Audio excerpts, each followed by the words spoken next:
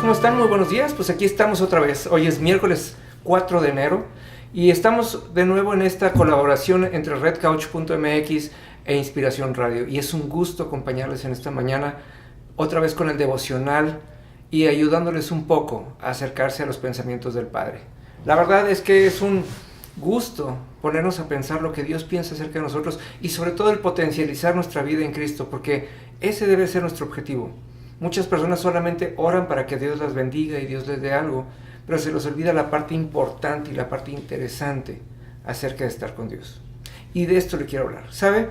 Me pasa muy seguido que las personas se acercan conmigo y tratan de justificar su vida diciendo, yo sé que Dios está conmigo, yo lo he visto ahí.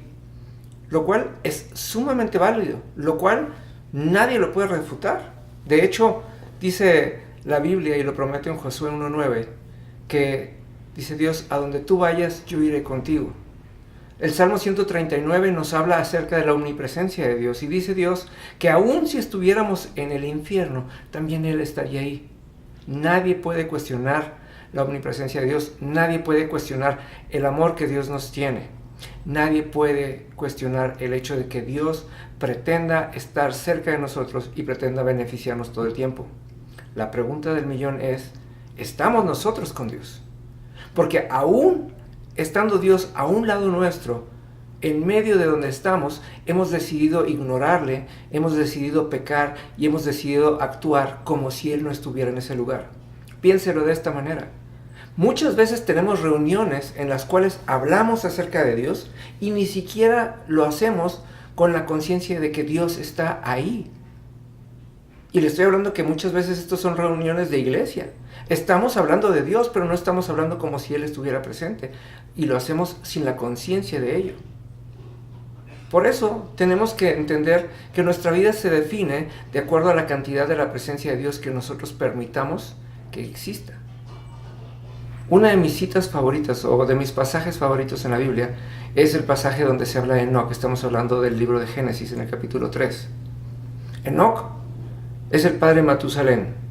Enoc es aquel hombre, el primero de 3 en la Biblia, que no pasó por la muerte. Dice la Biblia que caminó Enoc al lado de Dios en una intimidad tan intensa que un día desapareció porque Dios se lo llevó.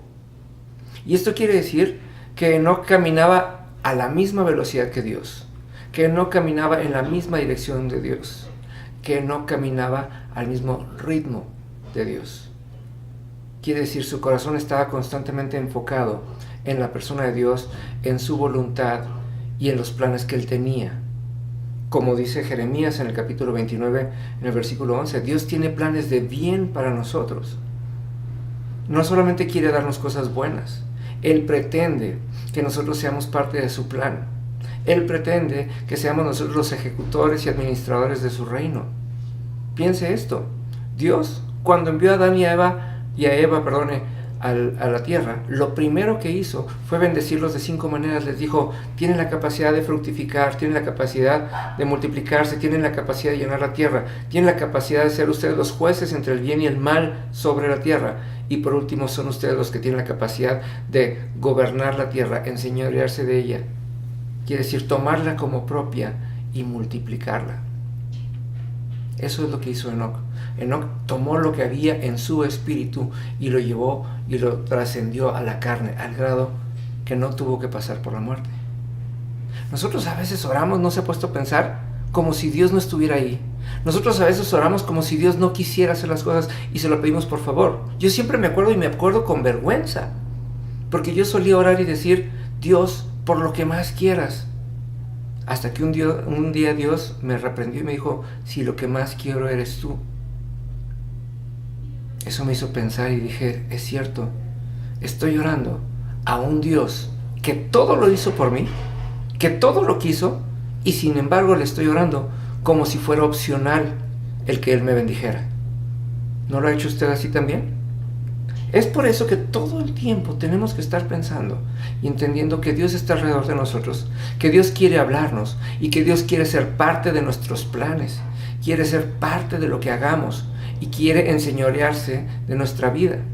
Eso quiere decir que quiere que tengamos vidas asombrosas. Eso quiere decir que Él anhela llenarnos de la abundancia de su reino. Eso quiere decir que Él pretende usarnos todo el tiempo. El problema es que no todo el tiempo estamos dispuestos a dejarnos usar, porque estamos tan llenos de otras cosas que no estamos dispuestos a sacrificar nuestro tiempo y nuestro espacio por algo que se llama la voluntad de Dios. Porque tenemos la sospecha de que es aburrida, tenemos la sospecha de que es difícil, y olvidamos que hubo un hombre, que es Dios mismo, que se llama Jesús, que ya lo hizo todo. Ahora solamente lo tenemos que aceptar. Sin embargo, decidimos creerle más al diablo. Por eso solemos decir, mi pecado, mi enfermedad, mi deuda, en vez de decir, como decía David, mi Dios, mi roca, mi salvación. A veces nos aferramos a las circunstancias difíciles, más allá de lo que nos pudiéramos aferrar a lo que la Biblia nos promete. La gente trabaja incansablemente, sin entender ni recordar que el trabajo es una maldición. Y no me malentienda, por favor, porque después van a ir a decir, hoy en la radio dijeron que el trabajo es maldición. No, porque se supone que todo lo que hacemos prospera, de manera que no lo sufrimos, de manera que no nos agotamos. Sin embargo, trabajamos como si no fuéramos a completar y como si no fuéramos a poder hacer todo lo que nos proponemos. Esa es la maldición. Por eso la maldición y el castigo decían, trabajarás y te ganarás el pan con el sudor de tu frente. Pero si somos perdonados por Cristo, si somos lavados por su sangre, eso no nos aplica. Quiere decir que en el momento que nos entendamos hijos y parte de un reino más grande que nuestra vida pequeña y limitada, en ese momento nuestro trabajo será nuestro mayor deleite junto con la adoración a Dios, porque será la manera en la que trascenderemos en este mundo, pondremos el ejemplo y podremos demostrar al mundo que Dios está vivo y que habita en nosotros.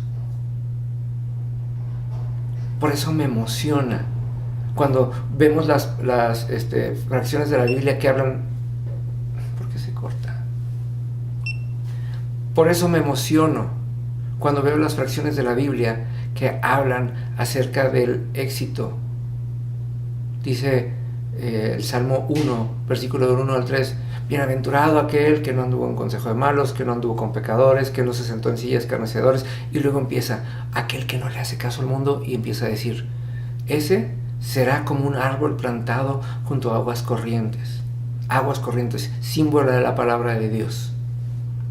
Dice, dará su fruto, quiere decir, siempre tendremos algo que dar, ¿sí? Sus hojas no caerán, nadie podrá acusarnos de nuestro pasado, ni nadie podrá desnudarnos. Pero por último dice, y todo lo que hace prospera. Enoc caminaba al ritmo de Dios, a la velocidad de Dios y en la misma dirección que Dios. Eso es algo que nosotros tenemos que aprender a hacer. Primero, retomar el rumbo. Y si no sabe cómo, tenga la libertad de orar. Tenga la libertad de ir a la presencia de Dios y atrévase a escuchar su voz. Porque cuando lo haga, descubrirá a un Dios que siempre habla. Descubrirá a un Dios que siempre está ahí. Y entonces empezará a caminar en la misma dirección, perdone. Cuando usted descubra que Jesús ya lo hizo todo por usted y por mí, entonces dejará de tener pretextos para hacer las cosas y empezará a hacer las cosas en el ritmo y a la velocidad de Dios. Porque piense esto, a Dios no le tomó ni un segundo el perdonar su pecado cuando usted decidió hacerlo el Señor y Salvador de su vida. Sin embargo, nosotros creemos que Dios nos va a meter en procesos largos y tediosos para transformar nuestro carácter. Y no es así. Si nosotros creemos que Dios no le toma más que un segundo o menos que eso perdonarnos, lo mismo le toma cambiar su carácter si usted lo permite. No en vano dice la palabra de Dios que Él puso en nosotros ya el querer como el hacer. Lo único que tenemos que hacer es dejarnos. Usted quiere predicar, decida que quiere predicar porque quiere agradar a Dios y permita que Él ponga en usted las palabras adecuadas y será el mejor predicador allá afuera. Solamente tiene que decidirlo, solamente tiene que quererlo. y sobre todo tiene que estar dispuesto a hacerlo a la velocidad y al ritmo de Dios. Dios no se equivoca, Dios no es tardado y mucho menos es tímido. Dios lo quiere todo porque lo dio todo, y usted y yo tenemos la capacidad de darlo todo solamente porque Él puso su naturaleza en nosotros. No en vano dice la Biblia que nos hizo a su imagen y a su semejanza. ¿Lo ha pensado? De esa misma manera, créalo y verá cómo su vida será transformada para bien y en todo momento. Le bendigo y espero que nos veamos pronto otra vez el viernes que entra. Recuerde que en todas las redes sociales de Inspiración Radio está una copia de este audio, de este video y una versión en escrito de esta palabra. También en las redes sociales de redcouch.mx o de sillonrojo.net. Le bendigo y hasta la próxima.